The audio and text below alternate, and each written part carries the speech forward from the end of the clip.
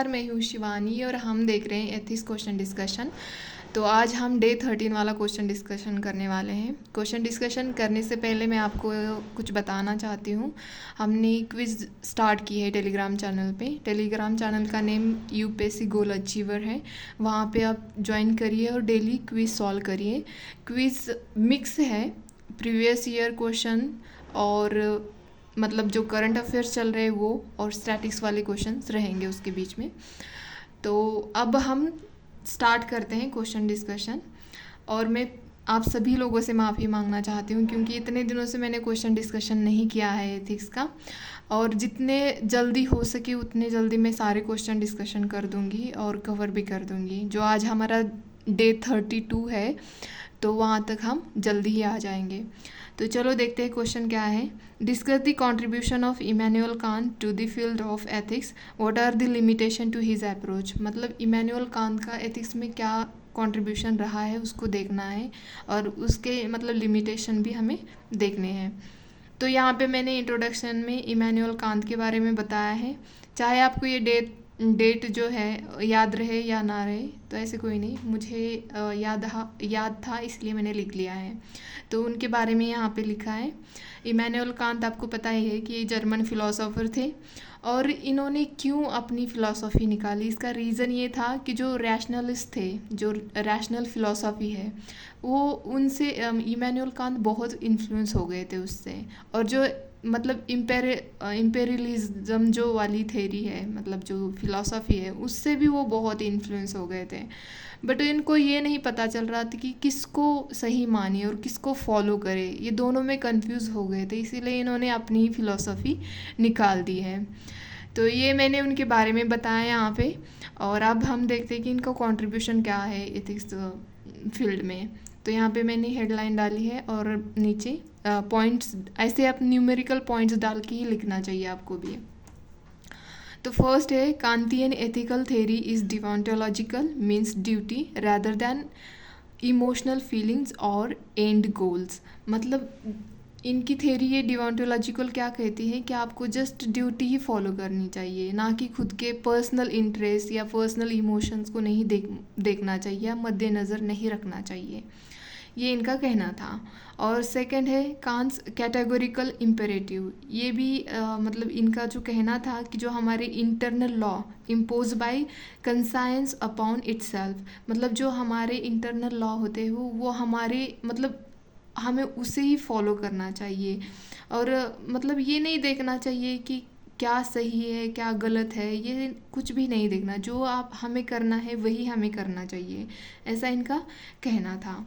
और थर्ड है Kant's categorical imperative gives us rules that apply to everyone and respect human life. इनका कहना था कि एक अगर रूल है तो सबके लिए समान होना चाहिए और हमें ह्यूमन लाइफ को मतलब रिस्पेक्ट करनी चाहिए। फोर्थ है कांत ये कहते हैं कि मॉरलिटी इज़ वेरी कांत की जो मॉरलिटी थी वो वेरी स्ट्रेट फॉरवर्ड थी, based on reason, making accessible to everyone, it's not depends on law, motives and consequences. इनकी जो मॉरलिटी थी वो मतलब हालांकि रीज़न पे थी और सबके लिए एक्सेसिबल होनी चाहिए, ऐसे इनके थॉट्स होते थे। और ये कहते थे कि कोई मतलब रिलीजियस लॉ या कोई मोटिव्स या कोई कंसिक्वेंसेस के ऊपर डिपेंड नहीं होनी चाहिए हमारी मोरालिटी हमारे मतलब जो इंटरनल हमारे लॉज होते हैं उनके बेस पे होनी चाहिए, ऐसा कांत का कहना था। Kant sees humans as a being of intrinsic worth, मतलब जो ह्यूमन को वो ऐसे देखते थे कि उनकी खुद की वैल्यू होती है, मतलब है ऐसा उनको लगता था कि हर इंसान हो, कोई भी इंसान हो, उसकी खुद की अपनी वैल्यू है, ऐसा कांत का कहना था।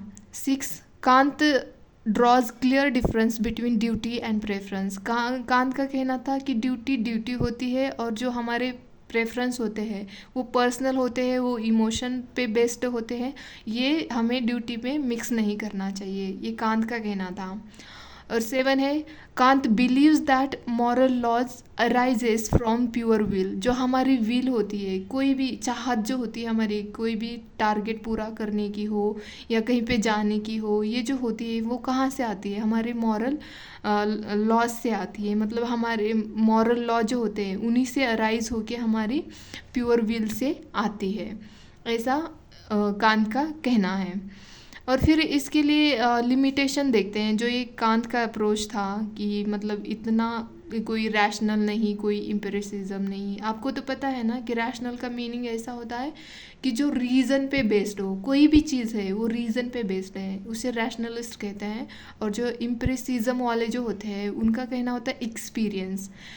मतलब एक्सपीरियंस बेस्ड आपका कोई भी डिसीजन होना चाहिए, ऐसा एम्पिरिसिज्म वाले कहते हैं।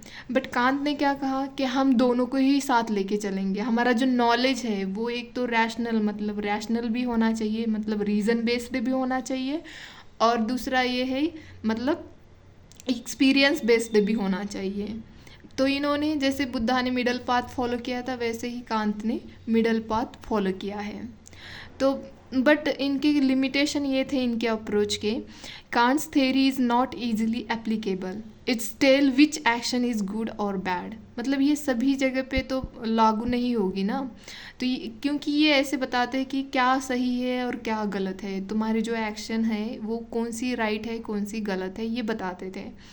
और सेकंड ये है कि Kant seems confuse about whether his ethics are deontological और टेलियोलॉजिकल। मतलब इनको ही पता नहीं था कि इनके जो मतलब इनकी जो खुद के एथिक्स है मतलब कौन से बेस पे है, इनको ही नहीं पता था, मतलब ऐसे होता था। और थर्ड है people have expectation in returns out of their duty.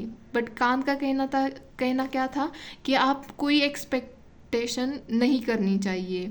मतलब इंसान को कोई एक्सपेक्टेशन करनी नहीं चाहिए। अगर आप कोई एक्शन कर रहे हो तो उसके रिटर्न्स में आपको कुछ मिलेगा, ऐसे नहीं करना चाहिए। बट रियलिटी में ऐसा नहीं होता है ना। अगर हम ड्यूटी कर रहे हैं तो इसके रिटर्न में हम क्या चाहते हैं? पैसा ही चाहते हैं। तो हर इंसान के अपने अपने मतलब डिज़ायर्स होते हैं, अपनी अपनी अपेक्षा होती है। तो ये भी एक कांत का अप्रोच मतलब ये भी लिमिट करता है यहाँ पे। फोर्थ है not clarity in terms of respect others and not treat them as a means to an ends. मतलब कोई क्लैरिटी नहीं है कि कैसे रिस्पेक्ट करनी चाहिए इंडिविजुअल लेवल पे और कैसे ट्रीट करना चाहिए विदाउट मीन्स, ये कोई क्लैरिटी नहीं दी है कांत ने। तो ये भी एक लिमिटेशन है। और फिफ्थ है some philosophers believe that Kant's being favour in freedom but categorical imperative contradict each other. मतलब कुछ लोग ऐसे बिलीव करते थे कि कांत फ्रीडम के फेवर में है। अगर हम भी पढ़े तो हमें भी ऐसे ही लगता है कि ये ज़्यादा इन्होंने फ्रीडम के ऊपर एम्फेसाइज किया है, ऐसे लगता है। बट कभी कभी ना इनके जो कैटेगोरिकल इम्पेरेटिव होते थे वो खुद ही कॉन्ट्राडिक्ट कर जाते थे। मतलब तो यही था। तो लास्ट में मैंने इन्हीं का एक कोट है उसी से कंक्लूड किया है कि इन कांट्स words act so as to treat others as ends and not merely as means।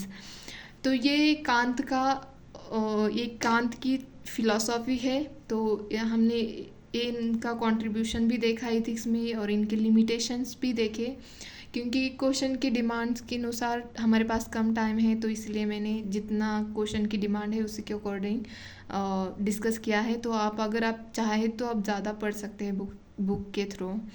तो होप कि आपको ये डिस्कशन अच्छी लगे। अगर अच्छी लगे तो please like share and subscribe my channel. धन्यवाद।